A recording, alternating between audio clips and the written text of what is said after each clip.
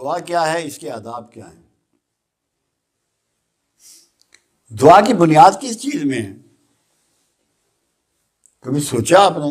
جب آپ کو یہ یقین اور یہ بھروسہ ہو جائے کہ ایک طاقت ہے، ایک قوت ہے جو مجھے پکڑنے والی ہے، جو مجھے چھوڑنے والی ہے، جو مجھے دینے والی ہے، جو مجھ سے چھیننے والی ہے، جو میرے حالات کو بدلنے والی ہے، میرے سانسوں کو کھینچ لینے والی ہے، وہ طاقت وہ ہے جو آپ کو دیکھ بھی رہی ہے، جو آپ کی بات کو سن بھی رہی ہے، جو آپ کی فیلنگ کو بھی جانتی ہے، جس کا نام اللہ ہے۔ جب آپ کا یہ یقین ہو جاتا ہے کہ میرا اللہ مجھے دیکھ بھی رہا ہے اور میری سن بھی رہا ہے، میری محسوس بھی کر رہا ہے، اور وہ وعدہ بھی کرتا ہے کہ میں قبول کرنے والا ہوں، تو آپ اپنے معاملات کے لیے، ہر طرح کے معاملات کے لیے اس سے درخواست گزار ہوتے ہیں۔ وہ جو آپ کی درخواست ہے پروردگار کے ساتھ، وہ دعا ہے۔ دعا کا بنیادی طور پہ دعا کا مطلب ہے کہ آپ امید رکھتے ہیں۔ اگر آپ کو یہ امید ہی نہ ہو کہ اللہ یہ نہیں کر سکتا تو آپ کیوں مانگیں گے؟ دعا کا مطلب ہے کہ آپ اس امید کے ساتھ زندہ ہیں کہ اللہ میری سنے گا، قبول کرے گا اور میرے معاملات حل کرے گا۔ کیوں؟ وہ دینے والا بھی ہے، چھیننے والا بھی ہے، رب العالمین ہے۔ اب اس کی ادب کیا ہے؟ پہلا یہ کہ آپ کا یقین مکمل ہو، یہ نہ کہیں کہ میں پکار رہا ہوں شاید اللہ سن لے۔ شاید کا لفظ یا متے کا لفظ اللہ پر الزام تراشی ہے، بڑا گناہ ہے، یہ بخیلی ہے، یہ شرک کے قریب ہے۔ کبھی مت کہیں کہ متے سن لے یا شاید اللہ سن لے۔ 100% آپ کا یہ یقین ہونا چاہیے دعا مانگنے سے پہلے کہ میرا اللہ سن بھی رہا ہے اور قبول بھی کر رہا ہے، کیونکہ اس کا وعدہ ہے، اور اللہ کا ہر وعدہ سچا ہوتا ہے۔ پھر آپ نے پروردگار عالم کی تعریف کرنی ہے، اس کی بزرگی بیان کرنی ہے، اس کی بڑائی بیان کرنی ہے، اس کی پاکی بیان کرنی ہے، اس کی اتھارٹی بیان کرنی ہے، کیونکہ بادشاہ سے جب مانگا جاتا ہے تو اسی طریقے سے مانگا جاتا ہے۔ پھر اس کا جو آخری نمائندہ ہے اس کی تعریف و توصیف کرنی ہے۔ رسول اللہ صلی اللہ علیہ وسلم کی وہ درود پڑھ سکتے ہیں، ویسے کوئی بات کر سکتے ہیں، کملی والے کا واسطہ دے سکتے ہیں۔ پھر اپنی جتنی کوتاہیاں ہیں ان کو ریپیٹ کرنا ہے، اپنی غلطیوں کو ریپیٹ کرنا ہے، دہرانا ہے کہ مجھ میں یہ خامی ہے، یہ خامی ہے، یہ برائی ہے، یہ گناہ ہے۔ پھر اس کی اللہ سے معافی طلب کرنی ہے، پھر اس کی معافی طلب کرنی ہے، اور معافی مانگ کر اللہ سے وعدہ بھی کرنا ہے۔ توبہ جو ہے وہ تب ہوتی ہے جب ہم اللہ سے وعدہ کرتے ہیں کہ میں مستقبل میں ایسا نہیں کروں گا۔ پہلے معافی مانگنی ہے، پھر اللہ سے وعدہ کرنا ہے، پھر اپنی ڈیمانڈ طریقے سے، اسلوب سے اللہ کے حضور پیش کرنی ہے۔ پہلی چیز یہ ہے کہ اللہ میرے تمام گناہ بخش دے، مجھے صراط مستقیم کا مسافر بنا دے،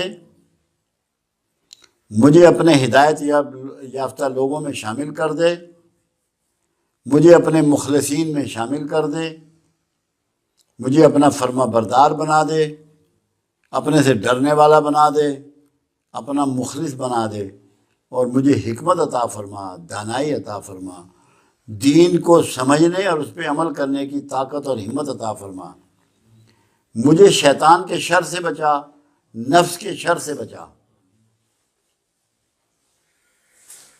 اس کے بعد بھی اگر کوئی آپ کا مسئلہ رہ جائے، سامان دنیا مانگنا اللہ کے حبیب نے پسند نہیں فرمایا۔ آپ نے فرمایا اللہ سے مانگو مغفرت اور معافی اور رحمت، یہ چیزیں مانگو۔ جو چیزیں اللہ نے اپنے رسول کے لیے آپ سے منگوائی وہ مانگو۔ رحمت، برکت، سلامتی، یہ چیزیں اللہ سے ڈیمانڈ کرو۔ رب تو وہ ہے ہی، اس نے سامان تو آپ کو دینا ہی ہے، سب کچھ دینا ہے، مگر اللہ سے مدد مانگو کہ میں مقروض ہوں، اللہ میری مدد فرما، میرا قرضہ اتر جائے۔ یا اللہ میں بیمار ہوں تو میری مدد فرما، مجھے شفا عطا فرما، تیرے پاس ہے، میرے بچوں کو۔ یا اللہ ہمیں آسودگی اور ہمت عطا فرما، تیرے رسول کی پیروی کا چلنے کا ہمیں توفیق عطا فرما۔ یہ دعائیں کرنی ہیں، مگر دعا میں یقینی چیز جو ہے وہ یہ تسلسل ہے جو میں نے آپ کو بتایا، اور یہ یقین ہے کہ اللہ سن رہا ہے، اللہ دیکھ رہا ہے، اللہ محسوس کر رہا ہے۔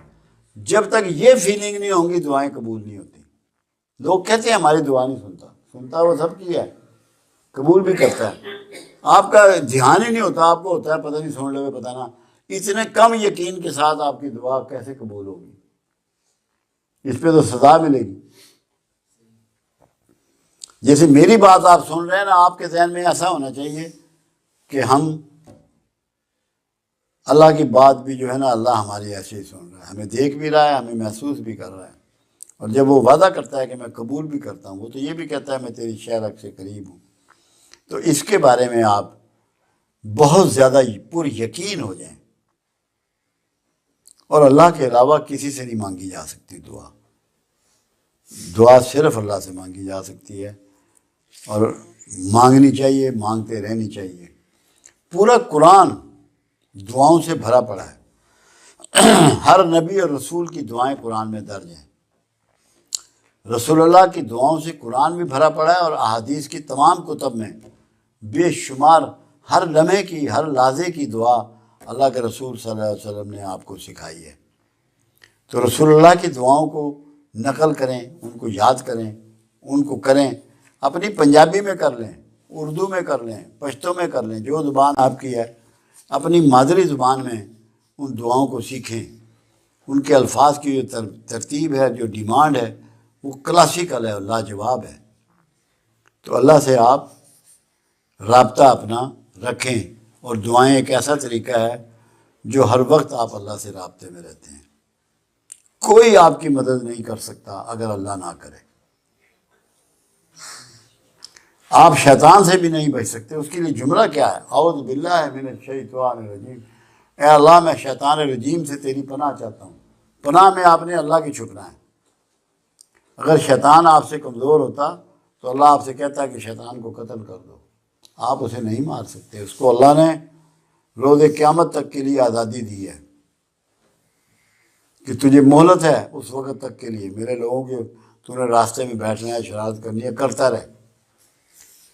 تو یہ بھی پناہ آپ نے اللہ سے مانگنی ہے، شیطان سے بچنے کی بھی، آفات سے بچنے کی بھی، مصیبتوں سے بچنے کی، سیلاب، آندھییں، آگ، فتنے، قتل، جو بھی چیز ہے اللہ سے پناہ طلب کریں۔ وہ بھی دعائی ہوتی ہے، اللہ سے پناہ طلب کرنا، اس کی اعانت میں آنا۔